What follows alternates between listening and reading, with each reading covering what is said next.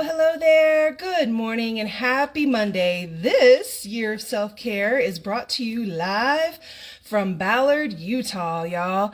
I am steady making my way back from St. Louis, back to San Francisco. I've seen so many amazing things on this drive. And, this time away, both the time in St. Louis with my mom and with my family has been so healing, such a practice in self-care. I've had to use a lot of my tools and to navigate keeping my system regulated, keeping myself, well-nourished and in movement while I'm out of my daily routines and my daily space. And in the car a lot, driving.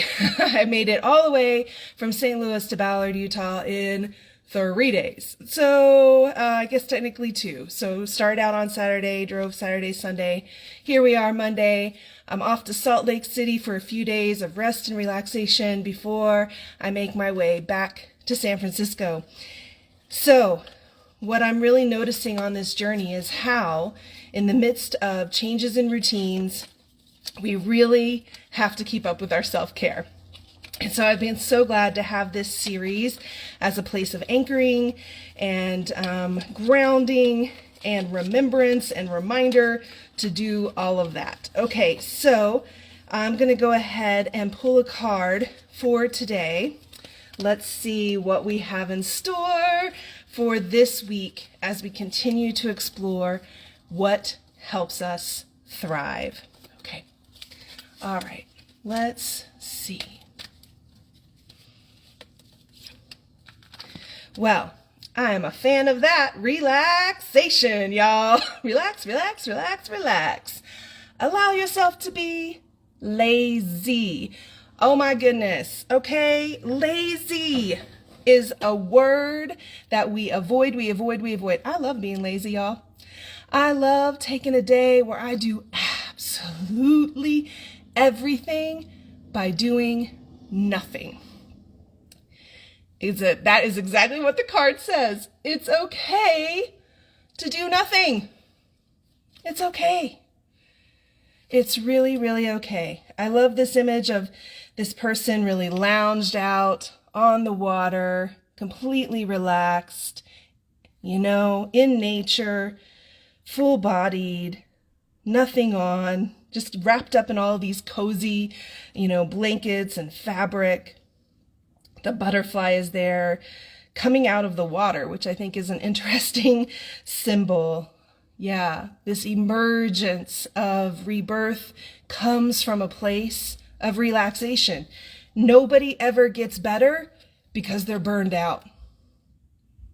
Nobody ever achieves their real goals in life because they're burned out. Burnout turns us away from the things that we care about, from the people that we care about. I take a week off about every 8 weeks. That is so intentional. Now, that was inspired by actually a lawyer that I hired years ago to help me convert my business into an LLC. And she said, okay, we're going to work on this, but I just want you to know that it might take a little bit longer because I take every 6 weeks off, and we're right in the midst of when I'm about to go do that. And my mind was blown. I was like, what? 6 weeks? And immediately all the chatter, well, she's a lawyer. Well, she's got the money. Well, she's got the privilege, blah, blah, blah, blah, blah. And then I thought, no, Rachel, you know what? You get to set up your life the way that you want to set up your life. And so I thought, okay, what's the Rachel version of this? And so with my client work and my rhythms, 8 weeks made a lot of sense. And so every 8 weeks, I take a week off. And during that time, I try not to get on the computer. I try not to do any work. What I find that often happens during that week off is when I get the big ideas. I get the thought of I really want to do a Beyond Surviving retreat and talent show and bring all my people. You know what? I really want to do a podcast with the men of Beyond Surviving to really raise their voices up. Some things I kind of immediately start to put into action. Other things go into my idea box and they're there for me to circle back around to when I have the time, the space, the energy, the resources. But the point of the matter is, y'all, relaxation is not a bad word. Being lazy is not a bad thing. Our system needs it. If we are always operating full steam ahead, we fail. We fall apart. We wreck our nervous system.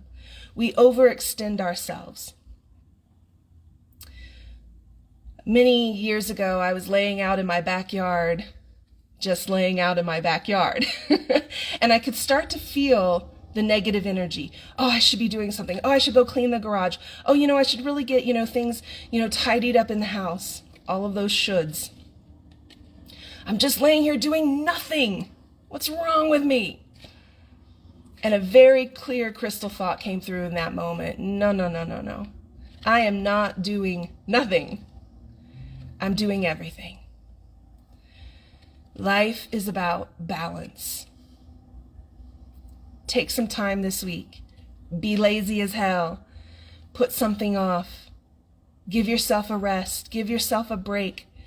Let go of the striving and the striving. And now, on a neurological and a nervous system level, for those of you who've experienced childhood sexual trauma, this is going to be extra challenging because your system, when you grow up in an environment of chaos, constant being on alert, what's going to happen today? Who's going to harm me this moment? Am I going to come home to a safe space? Am I not going to come home to a safe space?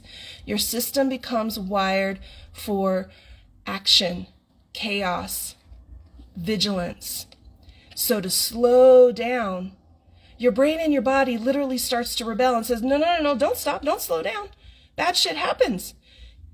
You need to be watching out. You need to be paying attention. Here's a hard truth. Hypervigilance never stopped a bad thing from happening. It didn't actually work. Your system was trying to figure out a way to get through and to survive and to protect you. And thank God it did. Probably minimized some of the impact of the abuse that you experienced. But at the end of the day, being chaotic, being frenetic, being constantly busy doesn't stop bad shit from happening. So find your balance. Do nothing. Be lazy. And when your system starts to rebel against it, talk yourself through that. This is okay. This is safe. This is a good thing that I'm doing for myself today. All right, y'all. As always, if I can be there in your healing journey, reach out. I'm here for you. And until next time, take good care of you.